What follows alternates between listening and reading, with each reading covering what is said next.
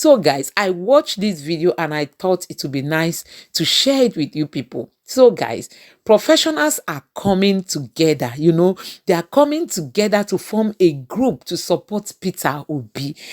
All these things that we are talking about, rigging election. So guys, I want to tell you that professionals are coming together to form a group in support of Peter Obi. Who will not love Peter Obi? Tell me, who in his sanity will not love somebody like Peter Obi? Somebody that people have gone to make research to find one thing or the other against him. They can't find any. A man of integrity, a man of character, a man that saw money and decided to invest it on behalf of the state. He didn't steal it like the other politicians. Who else can beat Peter Obi in this election? If INEC is to maintain, its independency, I tell you, nobody can beat Peter Obi in this election. Everybody wants to support Peter Obi now.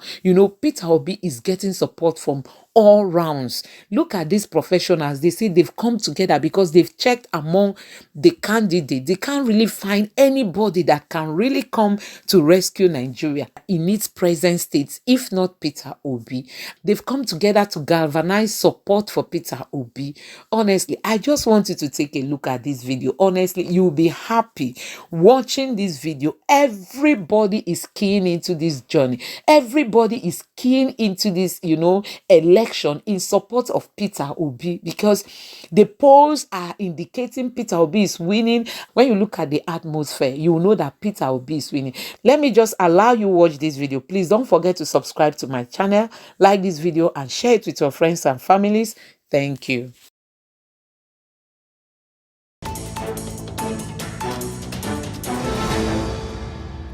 Now, amid a recessionary and an inflationary environment, Nigerians are preparing to vote in 2023.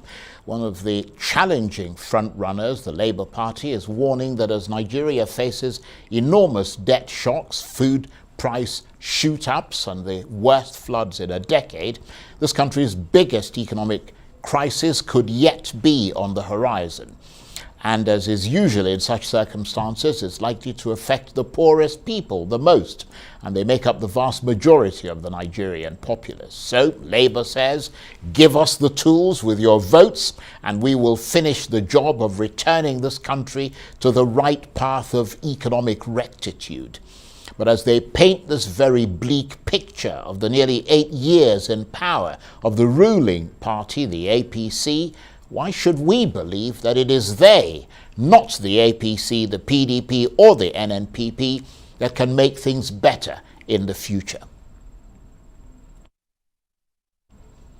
Well, for more, I'm joined now in the studio by representatives from the group known as Professionals for the Obi Dati Presidency, Dr. Ben Chukwu, who is a medical doctor, and Mr. Lautong Ngale Ngaring, who is a digital forensic expert. Thank you very much indeed to both of you for coming in.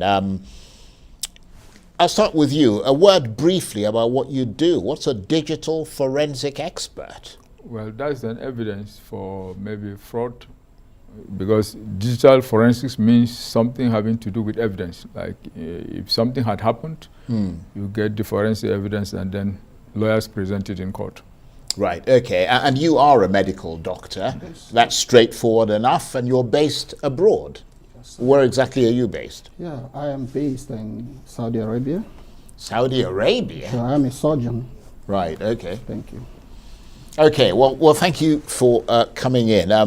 Tell us about your group, the Professionals for the Obi Dati Presidency. I mean, it's pretty obvious that you support Peter Obi, isn't it? But what informs that support? Okay. What informs the support, when people present themselves for election, you look at profiles. You look at the profile of the people before you decide what to do. And that is actually what informed professionals as to who is the best candidate that can do the work of a president. Everybody is interested in making things better. That is the reason why professionals felt they have to throw their weight behind His Excellency Mr. Peter Obi. But when you say professionals, Yeah. I mean, that presumes that you represent a broad church of professionals. I mean, how broad is that? And because, I mean, you're based in Saudi Arabia, you're not even in Nigeria. Yes, thank you, Charles. I am the convener of that group, and I have been a surgeon, and there are many other professionals from different fields. We have engineers, we have ICT experts, we have cybersecurity experts, we have nurses, we have lawyers, we have pharmacists. So we are talking about Nigerian professionals or professionals of Nigerian origin wherever they reside in the world. Yeah, but what are your numbers? I mean, because the B2B the thing just started recently, so you're not like a chamber of commerce or something that's been there for decades. You've just literally started. Actually, Charles, our real name is Professionals for Good Governance and Social Justice. Right. But because we have seen P2B, we have seen he has the character. Going back to the question you asked earlier, he has the character, and the most important aspect of that character is the fact that he has integrity. And that is one thing that attracted someone like me to say, no, whatever I can do to make sure that I gather all the professionals who are hitherto passive in their support, for him, to make them active, gather them wherever they are. And I have a chain of friends from different fields. We decided to gather them together because he has a character, he has competence. He also is also committed. You could see his actions going everywhere. I'll tell you something very briefly. I made up my mind to support P2B and to gather all professionals to support him because of my personal understanding, knowledge of him, not what I read in the social media, unlike most people. I am somebody who goes to the grassroots. You say I'm in Saudi Arabia, I am free, I'm a senior doctor. I am free to move around. So when I come into Nigeria, which I do frequently, I interview people. I entered a taxi. I entered an airport taxi when I landed at one of the airports, and the man was carrying me. I asked him a simple question. I hope you're obedient. You know what he told me? Even if Obi is losing or failing, Obi is a good man. I must vote for him. I said, why do you say so? You know what he told me? You'll be shocked. He said that Obi, after he was a governor, he flew one day through the airport and came in, walked into their room, into the airport taxi's kiosk. You know that office outside the airport? Very ragged place, and entered there and sat down with them and started discussing. They were shocked that somebody who was a governor can come in here and sit with them. And he was discussing and finding out their problems. By the time he left there, he gave them 2 million naira to start car loan for their members that do not have cars so that they can have a living. I did the same thing in Lagos airport. I joined a taxi. I asked him the same question. You know what he told me? He said, well, none of them will help me. I said, why are you saying so? Just tell me that you are supporting so candidate because you are from this part of the... I forgot to tell you the man I referred to earlier.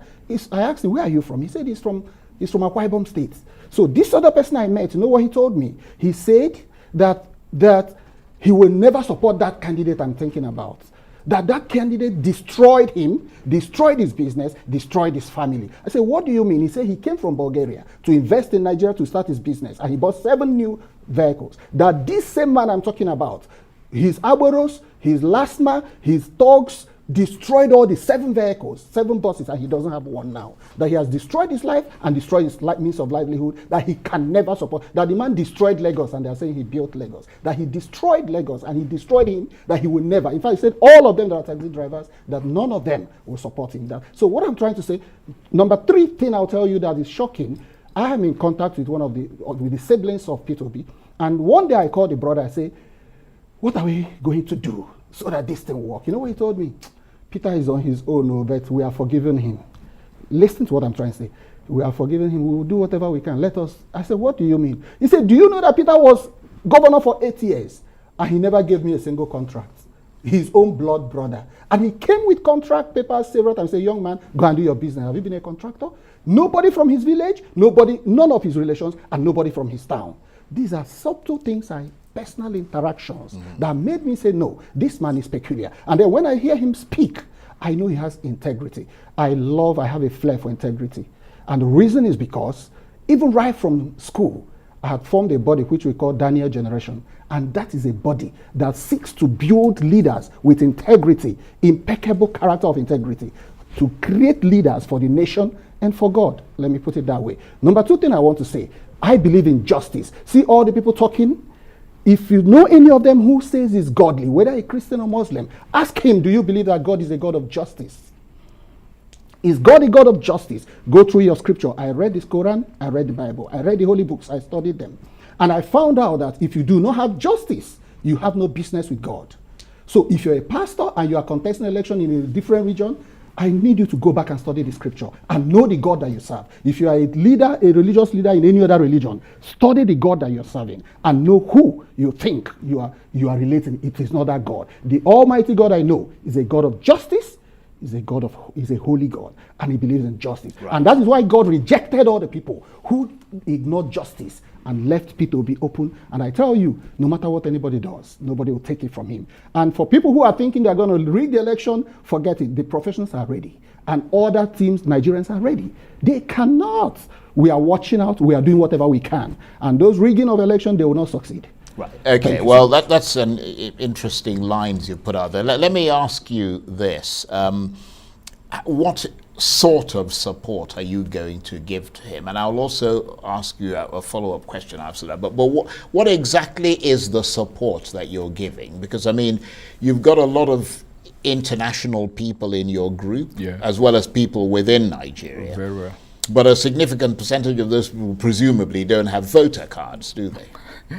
We do. You know, whoever is outside this country have relations within the country. And so, most of them have great influence on their people. And that is one edge we have.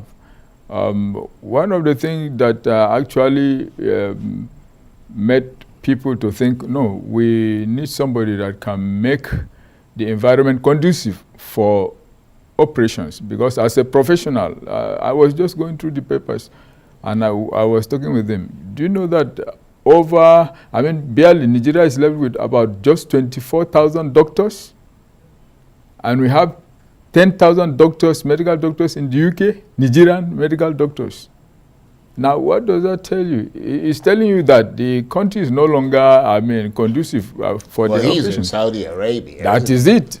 So that's part of it. It's because they couldn't find the conducive environment to operate here. That's what made them to leave, to fly out.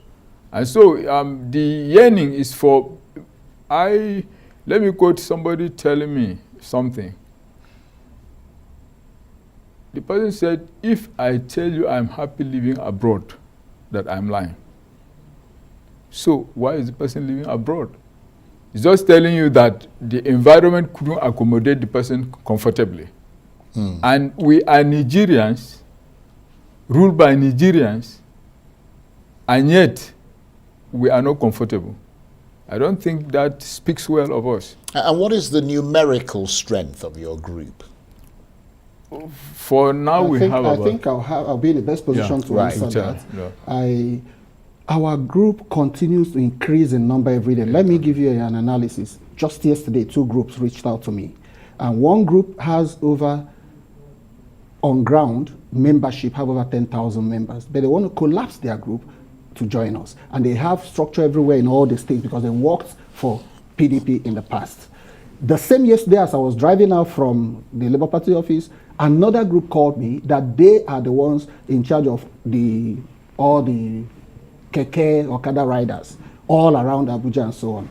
And they want to collapse their group and join us because they've been working for another party. They want to join our group. So what I'm trying to say is that our group, you cannot say today what it is. We have over 10,000 members from one group alone. And the second group, we are still finalizing things. You see the way we are growing. If you look at the group officially, the number of people that you see in a particular group, and you say this is the number, you will be making a big mistake. So our numbers, and you also know that it is not in the register paper. Many people are different places, so they are not coming there to fill your registers. But in terms of, we have about 14 states groups, and each of those states have, okay, let me give you an example.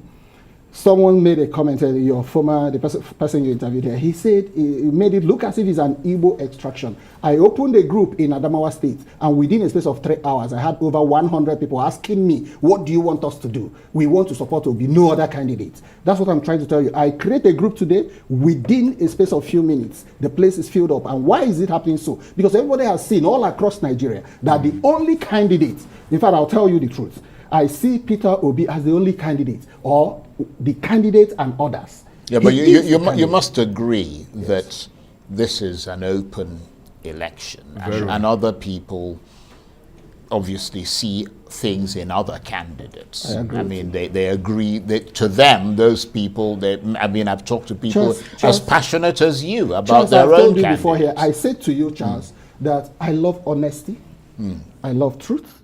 You know, when you talk about integrity, is a universal set for character of truth, honesty, and transparency. What I'm trying to say to you is that look at all the people who say they are supporting a particular candidate. Check their honesty. Check the caliber of people. Listen, I am a surgeon. My wife is an ophthalmic surgeon. I am comfortable. There's no member of my direct family members that are living here in the country. In fact, as I'm going with my mom. I'm telling you this because I am disposed to be comfortable. However, I am not looking for anything from this policy. I'm not a politician, and I've never been. But the passion I see in Nigerians, if it is anything to go by, tell me, Charles, would you want somebody who has a criminal record to be your president? Would you want somebody who has any criminal record to be your president? Who represents you before the international community? I don't want to be seen as a criminal. I don't want to be seen as a drug person. I don't want to be seen you know what I'm talking about. We know the truth, we Nigerians. But some people are easily bought over. Remember I told you that back in school days, I had already formed a group that are ready to train people with impeccable integrity. People who are ready to die instead of compromising. That is the character that I go for. So what I'm trying to tell you is that all the people that are supporting different candidates, if they are not bought by money, they have an interest. Let me tell you, look at someone who is actually very feeble. Their interest is that when this man is feeble, they will be the cabal. We are coming from one cabal, they want to push us back to another cabal. You know the truth. Every Nigerian know the truth. Let's see people who are passionate. The same way I thought, let me also say this. I'm sorry. Very briefly, because we're almost out of time. Let me also say this. I am a minister too of the gospel.